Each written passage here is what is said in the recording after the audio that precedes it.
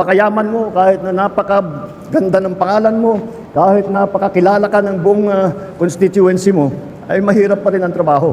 Kahit mahalal ka na, hindi natitigil ang trabaho. At lalong-lalo na.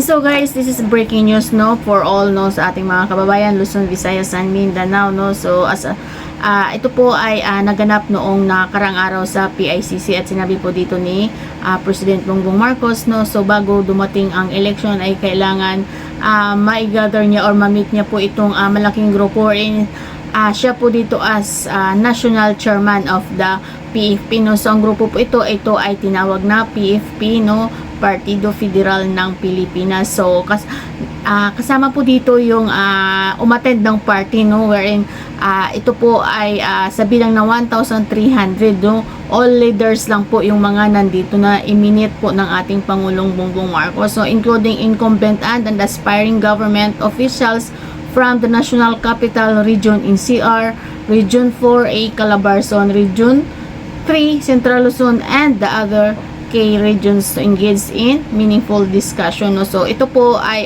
ginanap sa PICC. So ito po ay sinabi po ni Pangulong Bongbong Marcos na bago mag-eleksyon no, kailangan ma-convince niya or ma-meet niya po itong mga member na ito for their syempre as Partido Federal ng Pilipinas no, kailangan po ay maipalaganap po nila yung kanilang principles no, para po sa vision ng bagong Pilipinas. So ito guys, no, hindi na po natin patatagalin pa at panoorin na po natin itong ginanap no at kung ano ang mensahe ni Pangulong Bongbong Marcos sa kanyang pag-gather dito sa malaking grupo no, na kung saan ay talaga naman noon pa siya na po ang national chairman dito sa grupo na ito na Partido Federal ng Pilipinas.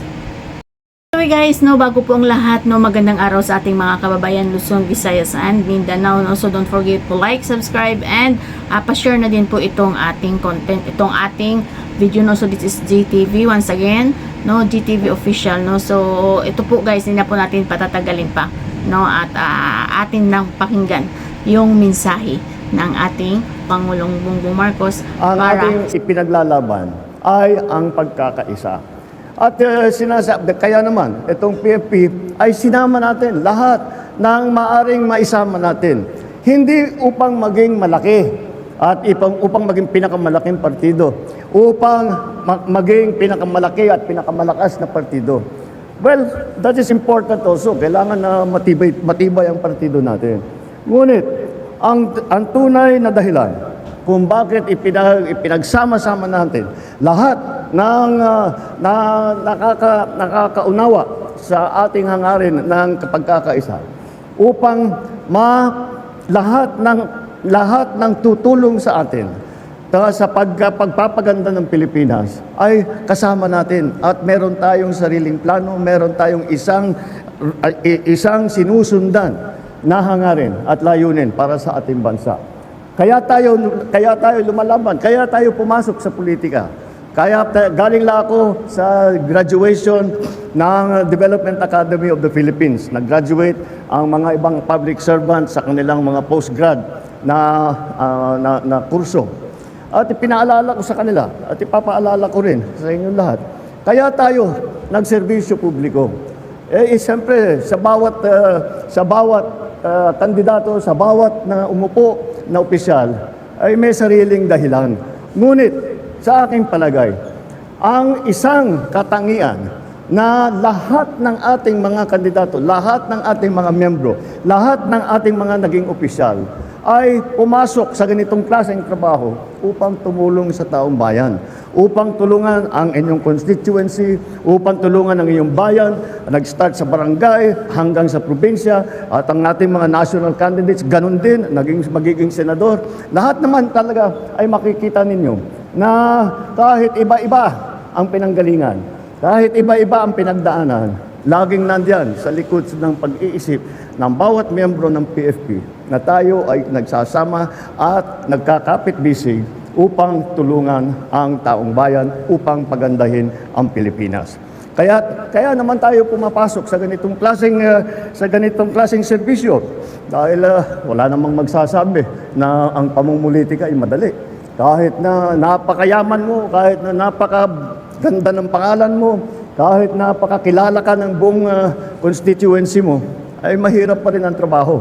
Kahit mahalal ka na, hindi natitigil ang trabaho. At lalong-lalo na sa ating mga local government official, ay alam naman natin na kapag kayo umupo bilang local government official, ay talaga naman bubuhos ang mga iba't ibang issue. Hindi ko tinatawag na problema, ang iba't ibang mga issue na dumadating sa pang-araw-araw ng buhay natin. At yun naman ay ginagawa natin. At talaga nagtsatsaga tayo, nagsasakripisyo tayo. At kung minsan tinitiis lang natin ang mga masasakit na salita at mga maanghang na mga bitaw na mga kalaban natin dahil tayo'y naniniwala sa ating ginagawa. Naniniwala na ang ginagawa natin, itong sakripisyo man natin, itong kung meron man tayong dinadaanan na kahirapan, ito ay hindi para sa ating sariling kapakanan, kung hindi para sa ikabubuti ng ating mga kababayan. Kaya naman po, before I end my video guys, so wanna share lang po sa inyo ang patungkol nga po dito sa BIR or sa Bureau of Internal Revenue or yung mga buwis na ibinabayad po natin sa gobyerno. Sinasabi po dito ni Pangulong Bongbong Marcos na we are collected is rightfully allocated to programs and benefit of the people. So makakaasa po kayo na mahigpit nating babantayan ang paggugol sa pundo ng bayan. Sisiguruhin natin na ang ating pundo ay magbubunga ng mga proyektong ikabubuti ng ating bansa at ikauunlad ng bawat Pilipino. So yan po ang sabi ni Pangulong Bongbong Marcos lately lang nung nakaraang itong Tuesday lang po. So yun po at makikita nyo po yun sa PCO Philippine President Communication Office, yung mga posting about po doon sa mga ginagawa po ng ating Pangulong Bongbong Marcos. And he also state that Bureau's revenue last year could easily fund 1 million to 148,000 new schools, so 90,133 kilometers of roads and 167,014 rural health facilities. So ngayong araw na ito, muli kaming nananawagan sa ating mga kababayan at magpapaalala na ang buwis said ang bawat mamamayang na papalala sa pagbabayad ng tamang buwis. So yan po ang sabi niya, ang bawat mamamayang sumusunod sa tamang pagbayad ng buwis ay nagiging bahagi sa ating pag-unlad. So dito po mo makikita kung gaano kahalaga kay Pangulong Bongbong Marcos yung mga taxes na binabayad natin. So hindi po niya ninanakaw guys, ina-allocate niya sa mga proyekto ng ating bansa. So ito po sa mga new schools, pag-ayos ng mga daan and pagdagdag ng mga health facilities, lalo na po sa mga lugar kung saan medyo mabundok at malayo po sa mga center or sa mga hospital. So ito po ay napakagandang balita para sa ekonomiya ng ating bansa. So sa mga kababayan natin na still sinisira si Pangulong Bongbong Marcos, so hindi po kayo magwawagi. So yun. And so speaking of 2025 BIR National Tax Campaign, dagdag ko na lang din po ito. So campaign kick-off at the Philippine International Center. So ito po ay yung kahapon sa PICC. So President Marcos said that the BIR collected over 2.85 trillion. So grabe, napakalaki. Ito po ay in 2024 last year, surpassing its 2.52 trillion record in 2023. So tumaas po yung collection ng tax po nitong 2023 no, at ay nitong 2024. So ito po ay patunay na talaga naman, no, napaka ganda ng pamamalakad ng ating pamahalaan, no, especially po yung siyempre si Pangulong Bongbong Marcos ay talagang binibigyan na ng halaga ang mga pondo ng kaban ng bayan, no, so hindi po niya nilulustay, no. So once again, no, yun.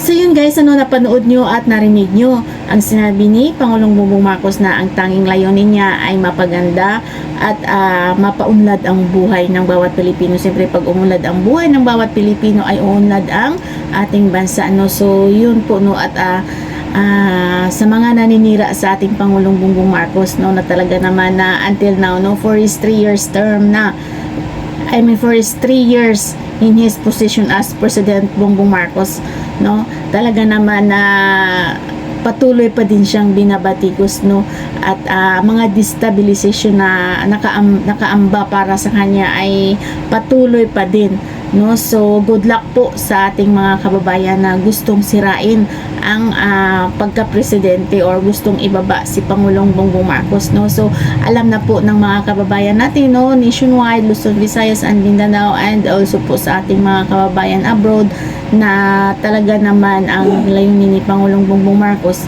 ay mapaayos, mapabuti ang pamumuhay ng every Filipino, no. So wherever you are guys, no, good luck po and mag-ingat po kayong mabuti, no. So God bless and God bless Philippines.